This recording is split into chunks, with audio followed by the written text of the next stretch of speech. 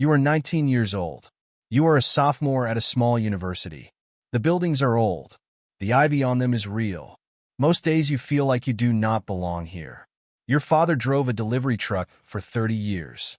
Your mother cleaned offices at night. You got in on a scholarship and a lot of luck. The other students wear watches worth more than your car. They talk about summer homes and old family names. You keep your head down. You do the work. You study harder than anyone in your year. Your grades are the best thing you own. They are your only proof that you earned your seat. You eat alone in the library most nights. You tell yourself the loneliness is the price of escape. One evening, a professor asks you to stay after his lecture. He is old with white hair and patient eyes. He teaches a class you barely passed. That night, he invites you to his office. He pours you a glass of something brown.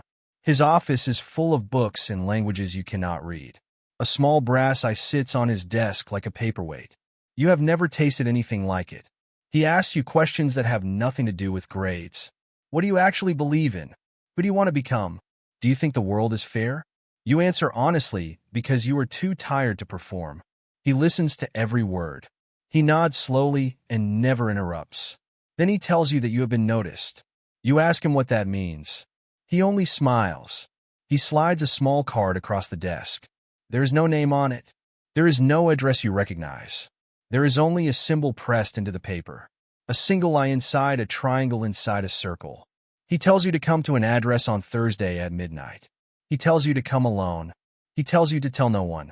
Then he changes the subject as if nothing happened. You walk across the dark campus with your heart pounding. You turn the card over 100 times. You think of your father coming home, smelling of diesel. You think of your mother's cracked hands. You think of the easy watches the rich students wear. This card feels like the first thing to ever choose you. You barely sleep for 3 nights. You stare at the eye until it seems to stare back. You tell your roommate it is a family thing. You iron your only good shirt twice. You count the hours until Thursday. You feel afraid and fully alive at once. Every sensible part of you says to throw the card away, but you have waited your whole life for a door like this. So on Thursday night, you go. Chapter 2. The Novice. The address is an old stone building with no sign. One small light burns above a heavy door. You knock 3 times exactly as the card said. A man in a dark robe lets you inside. He does not speak a single word. The air smells of candle wax and old paper. A hall is lined with portraits of stern men. At the end is a circular room.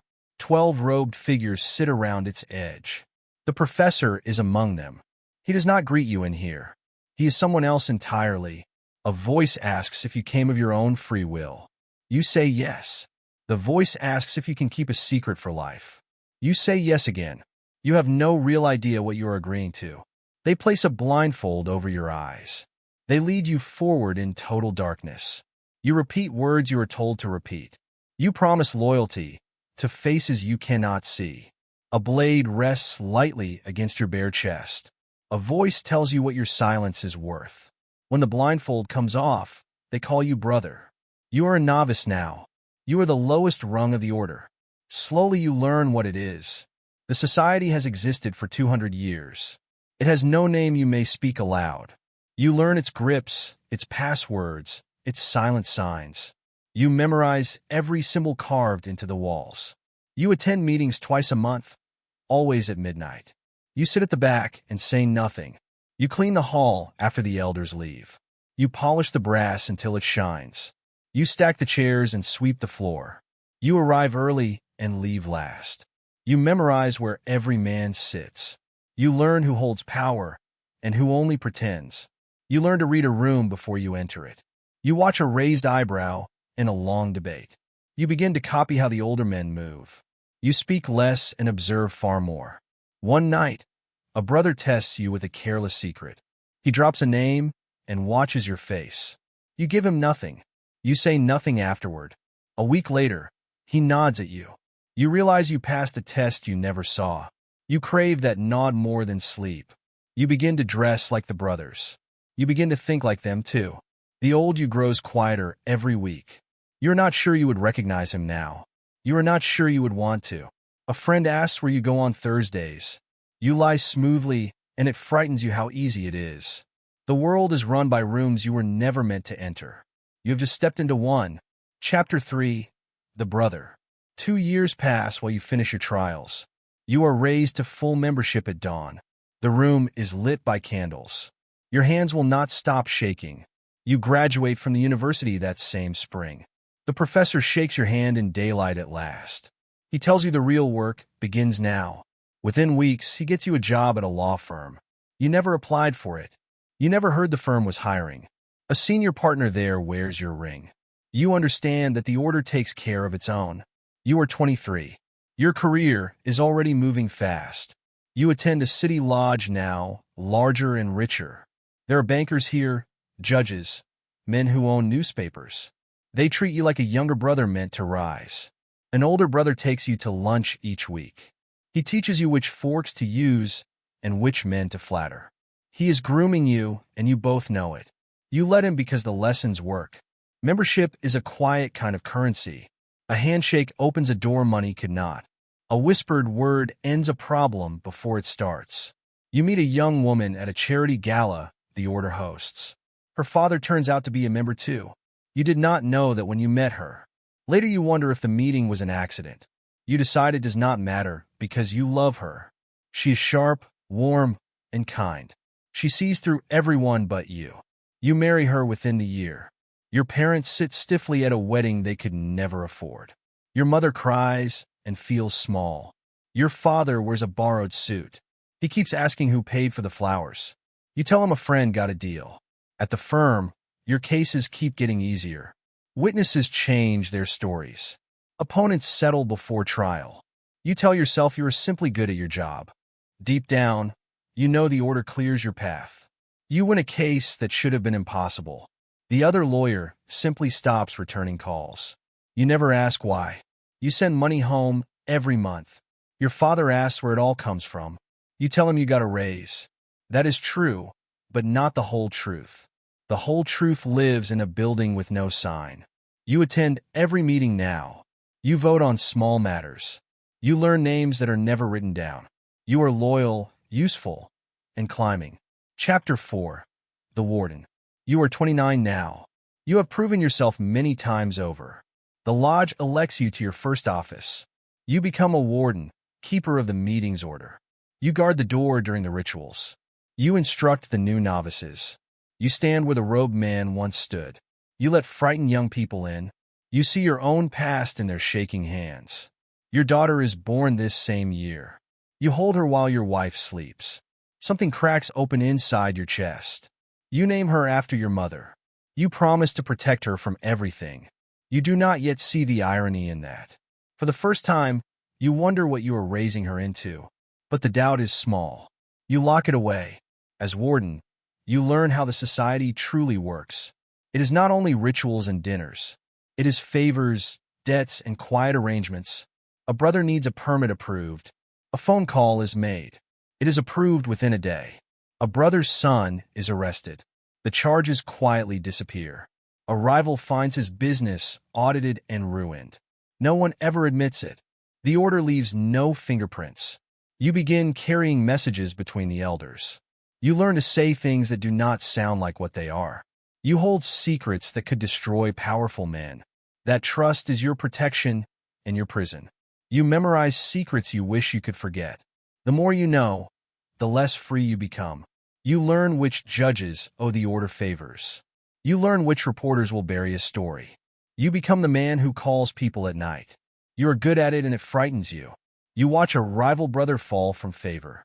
He misses meetings and questions a decision aloud. Within a year, he is gone. No one says his name again. You take the lesson without being told. You never miss a meeting again. You never question a decision aloud. You are paid well, though never directly. Money arrives through fees and board seats you never earned. Your wife stops asking where it comes from. She enjoys the house and the comfort. You tell yourself everyone benefits. You almost believe it. You look at your sleeping daughter and push the rest away. Chapter 5. The Master. By 36, you are elected master of your lodge. You sit in the carved chair at the center. Now, 2 centuries of men have sat where you sit. You wear the collar and jewel of your office. You lead the rituals you once watched from the back.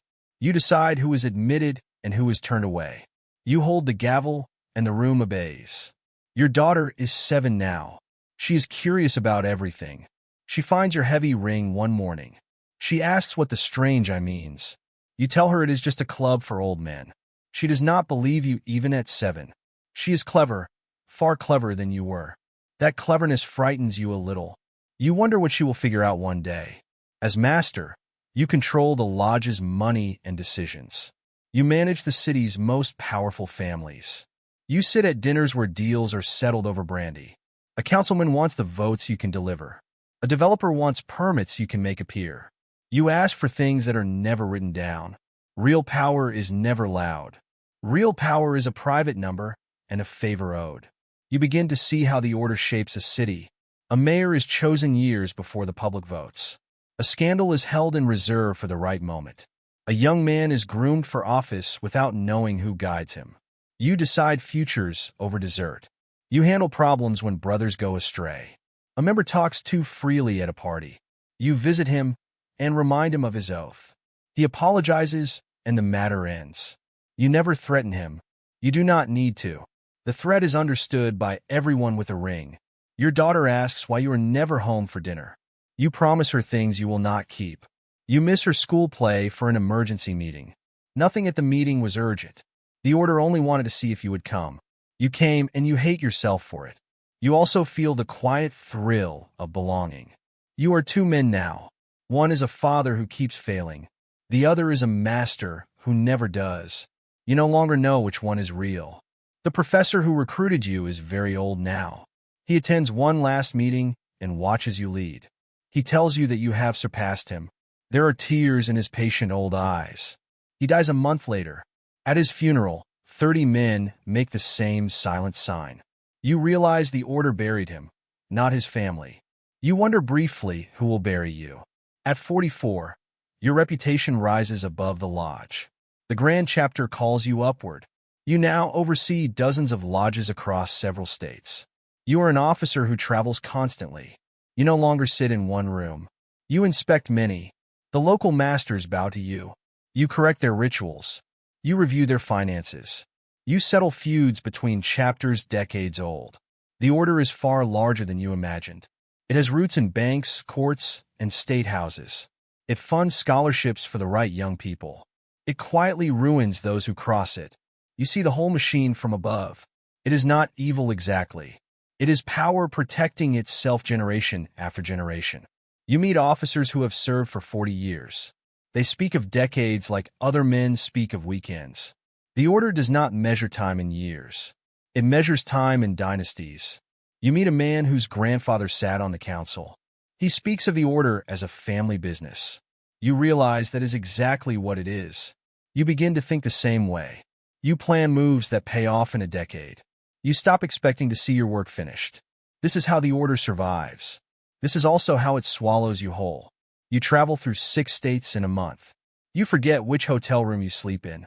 You call home, and your daughter does not answer. She is a teenager now, and she is angry. She says you are never present. She is right, and you cannot explain why. You cannot tell her about the rooms with no signs. Your wife has grown distant in the comfortable house. You share a life, but rarely a conversation. You drink the brown liquor the professor poured you. It does not taste the same anymore. Nothing does. Your father died last winter, still in the same small house. He passed in his sleep, never knowing what you became.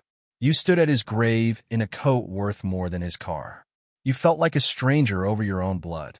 You wanted to tell your father everything at the grave. You wanted him to know his son mattered. But the words would have meant nothing to him. Your mother asked who all the strange men were. You told her they were colleagues. She watched them make the silent sign. You drove back to a meeting that same night. The work does not wait, not even for grief.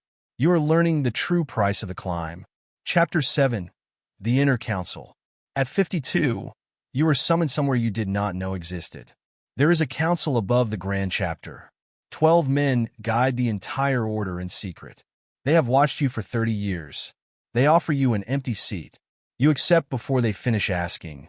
The council does not meet in any lodge.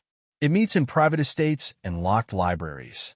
Here there are no rituals for show. Here the real decisions are made. You learn what the order does at the top. It moves money across borders. It places members in governments and boardrooms. It shapes laws by shaping the men who write them. It has done this for 2 centuries. You read files on operations older than the country. Elections turned, fortunes built, conflicts quietly arranged. You understand that history is mostly a story for the public. You sit with men who advise presidents. They speak of nations like you once spoke of lodges. You see how small your old world was. You are handed a portfolio of influence. You oversee a foreign branch of the order. You arrange meetings that never officially happen. You broker deals between rivals who would never meet in public. You learn the deepest secret of all. The order does not want to rule in the open. Open rule invites revolt. The order wants only to stay invisible. Visibility, they say again and again, is death. You learn there are names above even the council. There are always names above the ones you know. You wonder if there is any true top. You suspect the order has no single summit. That way no single loss can bring it down. You handle a crisis when a journalist gets close. He has documents, names, and dates. You do not threaten him. That is amateur work. Instead, his editor receives a generous offer. The story is quietly killed. The journalist is promoted to keep him busy. He never learns why his best work vanished. You feel nothing as you approve the plan. You realize that feeling nothing is the point. You used to be a boy who felt everything. You wonder when that boy died. You cannot find the year on any calendar. You catch your reflection in a dark window. You see your father's tired face looking back. He worked himself to nothing for far smaller stakes. You wonder if the two of you are so different. Your daughter is fully grown now and far away. She has a child you have never held. She no longer returns your calls. You have traded your family for this table. Some nights you wonder if you chose wrong. Then morning comes, and the work pulls you back. Chapter 8. The Grand Master. At 60, the council elects you to lead it. You are now the Grand Master of the entire order. You sit at the head of a society most believe is a myth. Your word guides 12 men. Through them it guides thousands more. There is no crown and no public title.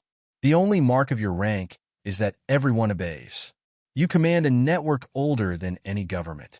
You can summon a senator to a quiet room. You can sink a fortune with one phone call. You can lift an unknown man into power overnight. You do all of it from behind a curtain.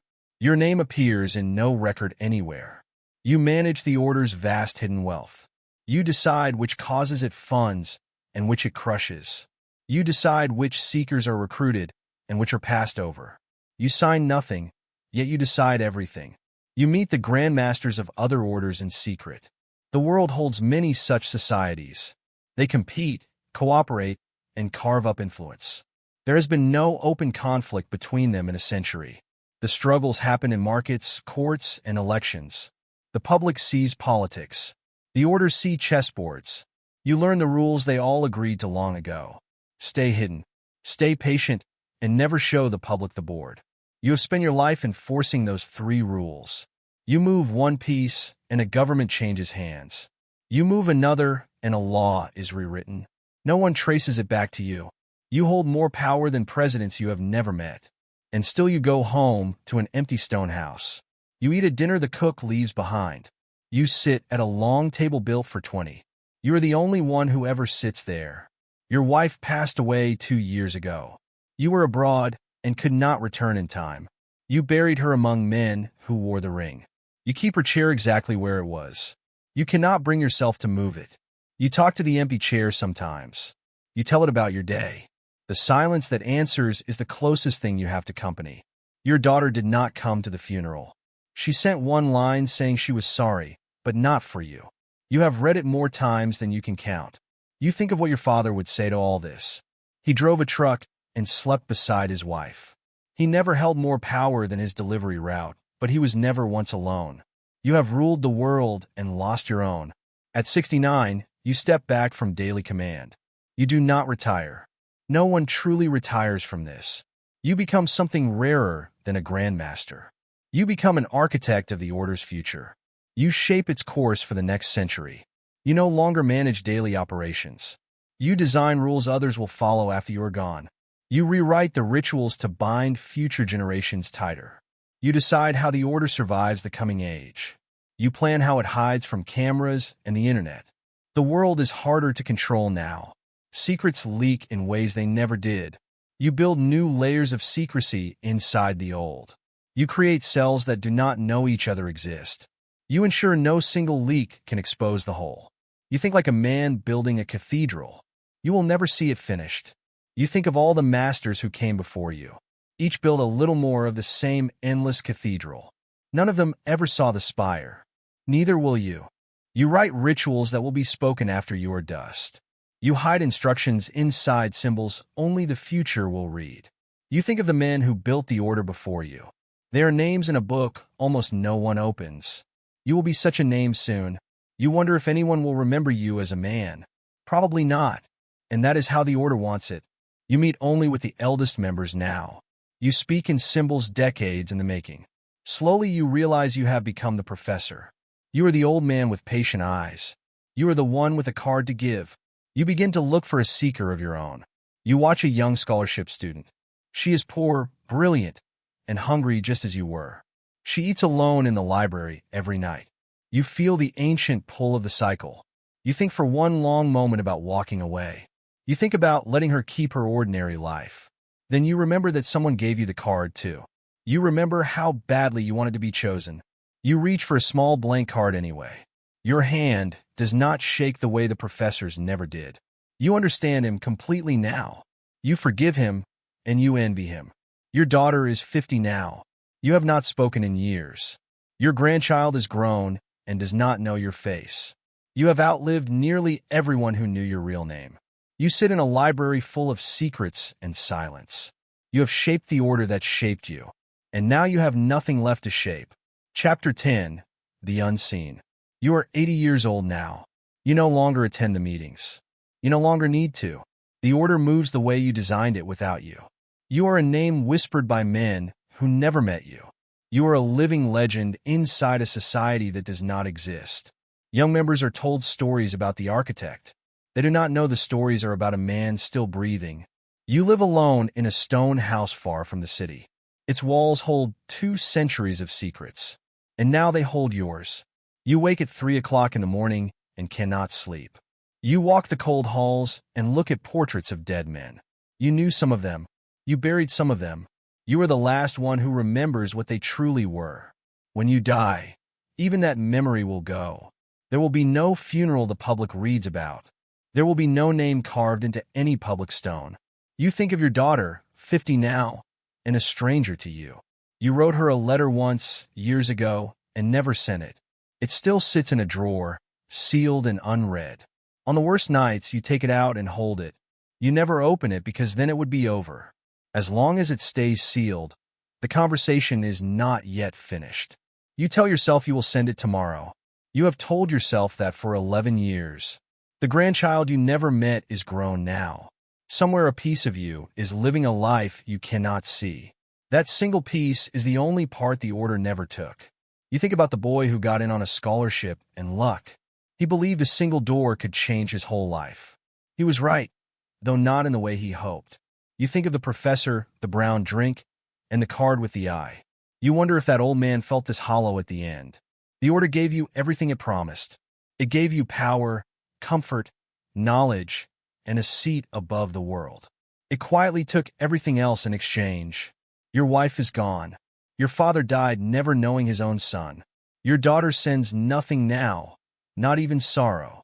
You hold a ring worn smooth by your thumb, a single eye inside a triangle, inside a circle. It is the same one from the very first night. Somewhere tonight, a young scholarship student is studying alone. They feel like they do not belong anywhere. They are waiting for a door that will finally let them in. An old member is watching them, holding a small blank card. They have no idea what they are about to be offered. They do not know the price hidden inside the promise. You could warn them if you wanted to. You will not. No one warned you. And look how far you climbed. Look how high and how alone. They will say yes because they are hungry, just as you once were. And the eye will watch over them as it watched over you. They will rise. They will lead. They will arrive here alone in a stone house with everything and no one.